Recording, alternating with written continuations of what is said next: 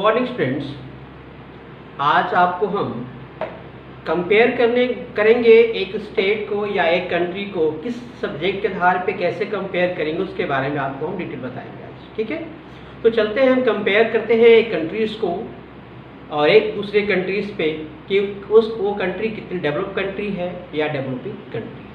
कुछ ऐसे सब्जेक्ट इसमें इंक्लूड हैं जिस सब्जेक्ट के आधार पे हम इन चीज़ों को मेजर करते हैं।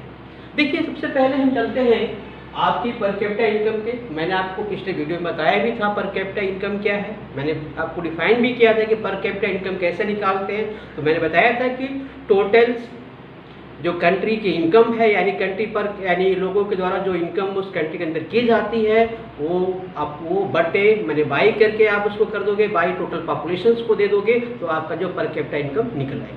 वंस अगेन, यानी total income of country by total population. अगर इस मेथड को हम लोग यूज करते हैं तो उस कंट्री की जो है पर कैपिटा इनकम एक आदमी कितना कमाता है वो चीज़ें ऑटोमेटिक डिफाइन हो जाएंगी।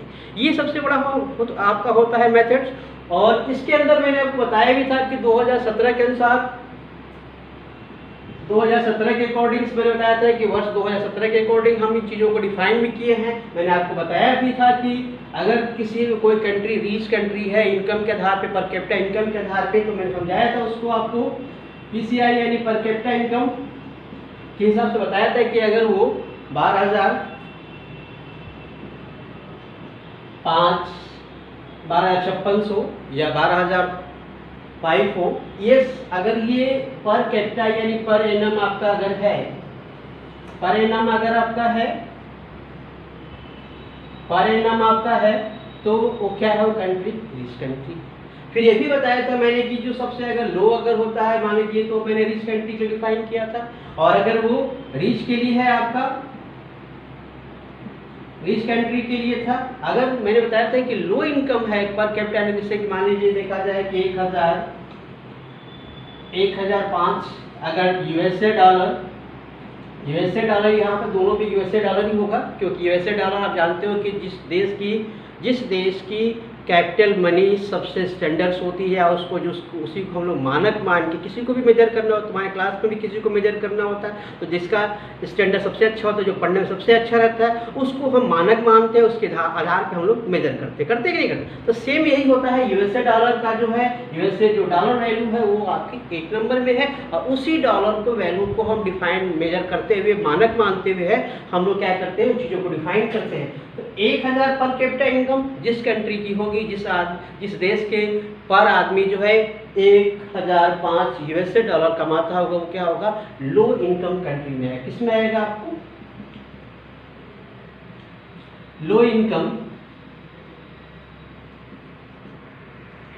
मैंने आपको जो है पिछले वीडियो में जो बताया तो 2011 के अनुसार था, 2011 के अकॉर्डिंग, लेकिन 2017 के अकॉर्डिंग मैंने बताया आपको जो है पीसीआई, बस पीसीआई मतलब अगर जो भी कंट्री 12,056 हो गया है, 12,056 यूएसए डॉलर है आपका, तो वो पर एनम है तो क्या है आपका रिच कंट्री है। अगर 1000 आपका जो है 1000 समथिंग 1000 जो है करीब आपका 5 है तो वो क्या है आपका लो इनकम कंट्री। कौन सी कंट्री है, लो इनकम कंट्री है।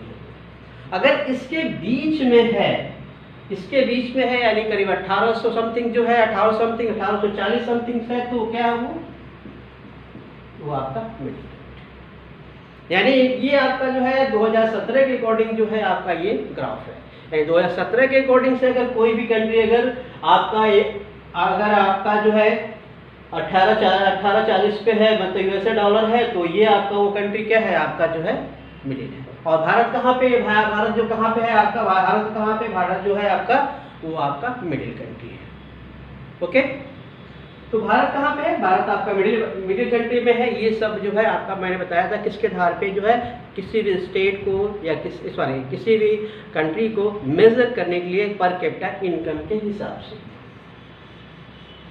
एक चीज और है, और कुछ ऐसे आपके बुक में भी कुछ ऐसे मैटर दिए हुए हैं जैसे कि कुछ ऐसे टॉपिक दिए हुए हैं जैसे कि आपका इनफैक्ट मोर्टेलिटी रेट क्या चीज़ है, आपका बीएमआई मैंने बताया था, बीएमआई क्या है आपको, ऐसे कई आपके जो ऑप्शन दिए हुए जिनके बारे में आपको जानना है। तो पहले जान लीजिए इनफैक्ट मोर्टेलिटी रेट क्या है, इसको बोलते हैं हम लोग शिशु मृत्यु दर। यही यानी बच्चों की क्या है, एक साल की उम्र कंप्लीट करने से पहले बच्चे का डाइट हो जाते हैं। यानी अभी देखा जाता है कि कोई बच्चा अगर वो जन्म लिया है लेकिन एक साल कंप्लीट भी नहीं किया, वो डाई हो जाता है, मर जाता है, तो ये रेशियो क्या है उसमें। तो इसके हिसाब से यानी इसका मतलब है, इसका गवर्नमेंट का इसका मतलब ये हुआ कि वहाँ पे बच्चों का केयर या लिटरेसी रेट क्या है, लेवल डाउन। भाई आप साक्षर नहीं है, लिटरेसी रेट आपका साक्षर नहीं है, लिटरेसी लेवल आपके स्टेट में या कंट्री में डाउन है, तो इस कंडीशन में क्या हो रहा है, आप बच्चों की हेल्थ केयर या केयर लेस आप हैं, इस कंडीशन में बच्चे क्या हो रहे हैं आपके। तो ये होता है इनफैक्ट मोर्टिलिटी रेट। ये सब जो है ह्यूमन डेवलपमेंट रिपोर्ट जो इंडेक्स जारी करता है, क्यों जारी करता है आपको पता भी है, कहाँ से किसके द्वारा जारी किया जाता है, तो यूएनडीपी द्वारा, यानी यूनाइटेड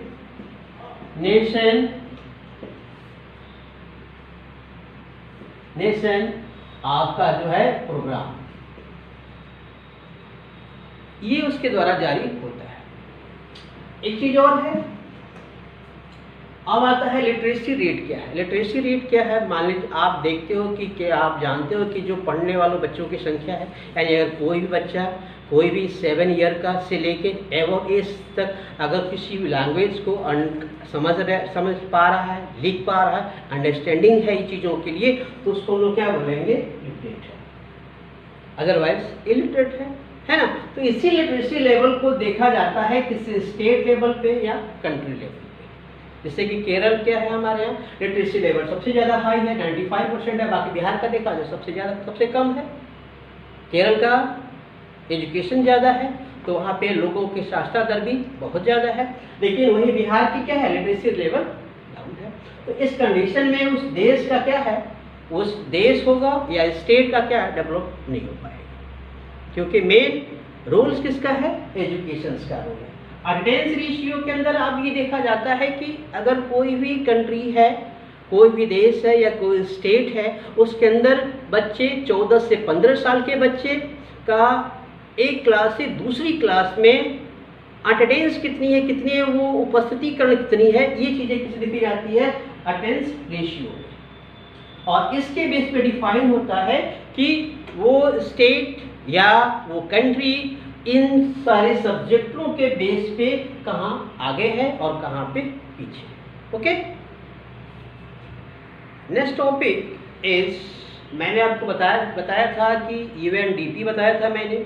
यूएनडीपी के अंतर्गत मैंने आपको बताया था कि ह्यूमन डेवलपमेंट रिपोर्ट बताई थी, और उसके अंदर मैंने आपको बताया था कि एसडीआई यानी ह्यूमन डेवलपमेंट इंडेक्स क्या है, ये मैंने आपको डिफाइन किया था।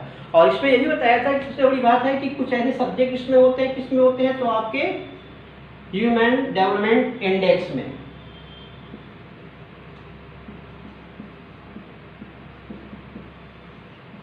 ह्यूमन डेवलपमेंट इंडेक्स किसके अंदर आता है, तो आपको पता होना चाहिए। ह्यूमन डेवलपमेंट इंडेक्स जो आता है यूएनडीपी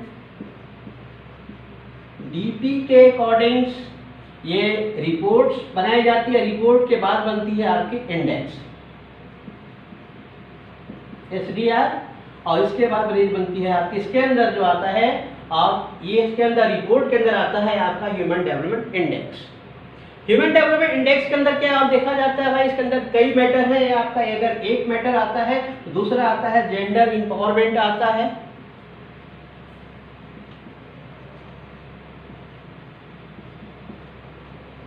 पावरमेंट, जेंडर इंपावरमेंट आपको देखा जाता है कि जेंडर इंपावरमेंट कितना है आपका, या आपका कितना है, ये सब देखा जाता है किसके अंदर। दूसरा सब्जेक्ट आता है अगर जेंडर इंपावरमेंट है तो जेंडर इंपावरमेंट के बाद जो है आपका जेंडर रिलेटेड आपका जो है इंडेक्स देखा जाता है कि जेंडर से रिलेटेड कितना आपका इंडेक्स है, और जेंडर से रिलेटेड अगर प्रोग्राम चल रहा है तो उसमें जो है पॉवर्टी आपका रेशियो कितना है।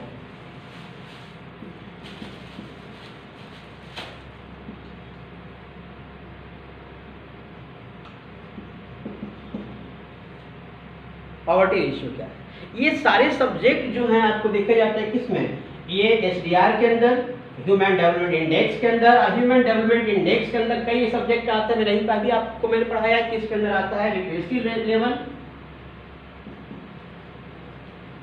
लिटरेसी लेवल आपका आता है, यानी उसको देखा जाता है।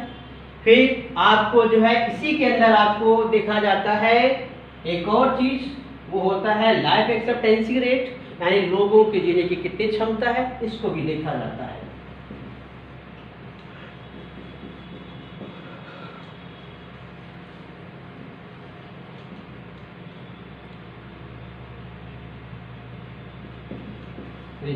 ये कितना आपका है, और आपको मैंने बताया है कि ये लाइफ एक्सपेक्टेंसी रेट का मतलब होता है लोगों की जीने की क्षमता कितनी है। जैसे कि अगर देखा जाए अभी 2017 के अकॉर्डिंग देखा जाए तो लोग की जीने की क्षमता कितनी है, यानी किसी भी पर्सन्स को अगर हेल्थ केयर फैसिलिटी दी जाए, उसको अगर वो उसके अंदर फैसिलिटी दी जाए तो उस कंडीशन में वो क्या होगा, कई दिनों तक मर नहीं सकता, या फिर उसको जो है रोगों से लड़ने की क्षमता अगर डेवलप करा दी जाए तो आदमी जो है कई सालों तक जिंदा रह सकता है।